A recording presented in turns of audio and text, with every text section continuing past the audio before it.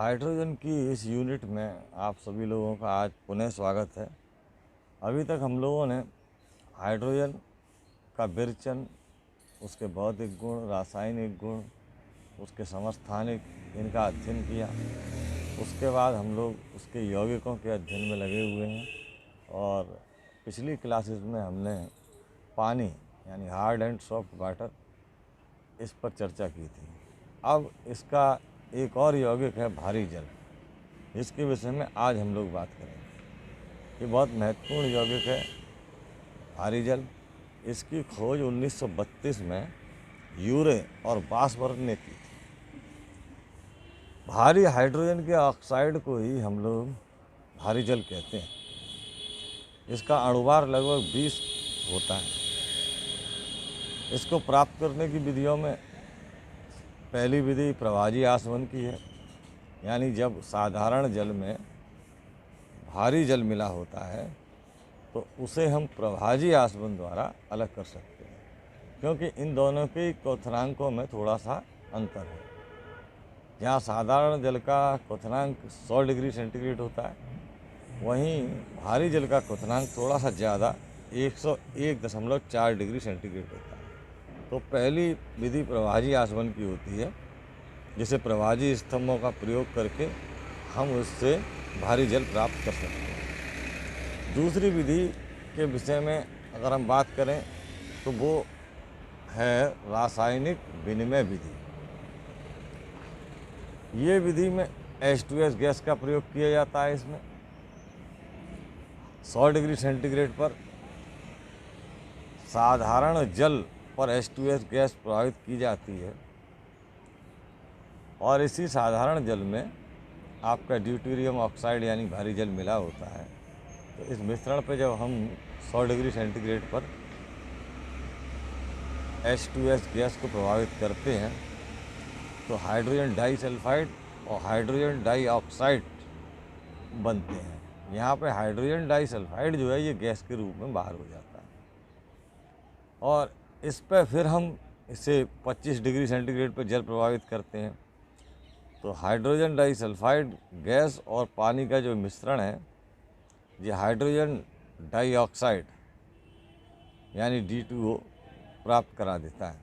इस अभिक्रिया को बार बार दोहराएं तो 2% का DTO यानी ड्यूटेरियम ऑक्साइड हमें प्राप्त हो जाता है। तीसरी विधि है ड्यूटेरियम द्वारा। ड्यूटेरियम का सीधा सीधा ऑक्सीकरण अगर हम कर दें यानी इसे ऑक्सीजन में जलाएं तो हमें D2O प्राप्त हो जाता है। जहाँ तक इसके भौतिक गुणों की बात है तो पानी से मिलते जुलते हैं, रंगहीन, गंधहीन, स्वादहीन होता है। जी गलनांक में जहाँ साधारण जल का 4 डिग्री सेंटीग्रेड था तो इसका थोड़ा सा कम यानी 3.8 डिग्री सेंटीग्रेड होता है और क्वथनांक साधारण जल का 100 डिग्री सेंटीग्रेड था, इसका थोड़ा सा ज़्यादा 101.4 डिग्री सेंटीग्रेड होता है। रासायनिक गुणों में बात करें तो सोडियम से क्रिया कराने पर ड्यूटेरियम प्राप्त हो जाती है। रिएक्शन आपको दिया है मैंने। और अम्लीय ऑक्साइडों यानी जैसे कार्बन डाइऑक्साइड है, सल्फर के ऑक्साइड हैं, इनसे क्रिया कराते हैं तो ड्यूटेरो कार्बनिक अम्ल और ड्यूटेरो सल्फ्यूरिक अम्ल हम प्राप्त करते हैं। हाँ, इसके उपयोग बहुत महत्वपूर्ण है। सबसे पहली बात तो ये है कि नाभिकीय रिएक्टर में ये मंदक के रूप में काम आता है। दूसरी बात, भारी हाइड्रोजन से संबंधित यौगिकों को प्राप्त करने के रूप में भी ये काम आता है। और कई तरह की जो अभिक्रियाएँ होती हैं उनकी क्रिया विधि को जानने के लिए ट्रेसर के रूप में भी हमारे काम ये आता है। अब लास्ट जो इसका यौगिक है वो है आपका हाइड्रोजन पर ऑक्साइड यानी H2O2। 1818 में थीनार्ड ने इसकी खोज की थी। प्रयोगशाला विधि जो है वो है जलयोजित बेरियम पर, जलयोजित बेरियम ऑक्साइड पर हम H2SO4 की क्रिया कराते हैं तो हमें H2O2 प्राप्त होता है। जलयोजित मतलब जल के अणु उसमें होने चाहिए। तो आप रिएक्शन में देखेंगे BaO2 8H2O और इस पे हम क्या करा रहे हैं, H2SO4 की क्रिया करा रहे हैं। तो BaSO4 यानी बेरियम सल्फेट, H2O2 और पानी हमें प्राप्त हो जाता है। ये इसकी प्रयोगशाला विधि है। इसका औद्योगिक उत्पादन भी किया जाता है और औद्योगिक उत्पादन करने के लिए हमारे पास 2 विधियां हैं। पहली विधि तो है आधुनिक विधि। इसमें 2 एथिल एंथ्राक्विनोल का स्वतः ऑक्सीकरण किया जाता है, जिससे हमें 2 एथिल एंथ्राक्विनोन, अंतर याद रखना, क्विनोल और क्विनोन, क्विनोल का हम ऑक्सीकरण करते हैं और हमें क्विनोन प्राप्त होती है और क्विनोन के साथ साथ हमें H2O2 यानी हाइड्रोजन परऑक्साइड प्राप्त हो जाती है। ये उत्क्रमणीय अभिक्रिया है। इसमें केवल हाइड्रोजन का प्रयोग होता है, हाइड्रोजन ही खर्च होती है और कोई चीज़ खर्च नहीं होती। दूसरी विधि है अमोनियम सल्फेट के H2SO4 विलयन में विद्युत अपघटन द्वारा। इसके भी रिएक्शन मैंने आपको दे दिए हैं। अमोनियम सल्फेट का सल्फ्यूरिक अम्ल में विलयन बनाकर उसका कम ताप पर उच्च धारा घनत्व द्वारा प्लेटिनम इलेक्ट्रोडों के बीच विद्युत अपघटन कराया जाता है।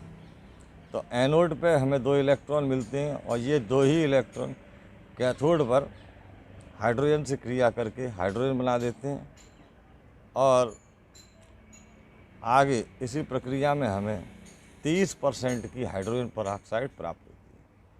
तो इस प्रकार इन विधियों से जब हम हाइड्रोजन परऑक्साइड को प्राप्त करते हैं तो उसका सांद्रण करना आवश्यक हो जाता है। तो फिर हम इसके सांद्रण की विधियों पर जाते हैं। तो सांद्रण के लिए इसके तनु विलयन को आसवन किया जाता है, जो 26 मिलीमीटर दाब पर करते हैं पहले, तो हमें 50% की H2O2 प्राप्त हो जाती है। अधिक सांद्रण के लिए H2O2 का 14 mm पर दाब करते हैं, तो इससे हमें 90% H2O2 प्राप्त होती है। और इस 90% सांद्रता वाले विलयन को H2SO4 पर निर्वात जल शोषित्र में रखकर सुखाने से 99% H2O2 प्राप्त होती है। भौतिक गुणों में ये गाढ़ा द्रव्य और जल, एल्कोहल और ईथर में विलेय है। क्वथनांक इसका 152 डिग्री सेंटीग्रेड है। इसके बाद ये अपघटित हो जाती है। रासायनिक गुणों में नवजात ऑक्सीजन ये उत्पन्न करती है विघटन की अभिक्रिया में, और ये नवजात ऑक्सीजन उत्पन्न करने के कारण इसमें विरंजक गुण भी होता है। सबसे बड़े जो इम्पोर्टेंट चीज़ इसमें है वो ये है कि ये ऑक्सीकारक भी है और अपचायक भी है। इस बात को आप नोट रखें। ये रिएक्शन अक्सर करके आपसे पूछी जाती है कि इसमें दोनों प्रकार के गुण होते हैं और दोनों के उदाहरण आपको देने होते हैं। तो ऑक्सीकारक गुण का उदाहरण भी मैंने दिया है। अम्लीय माध्यम में K4Fe6 की क्रिया द्वारा और क्षारीय माध्यम में मैंगनीज की क्रिया द्वारा।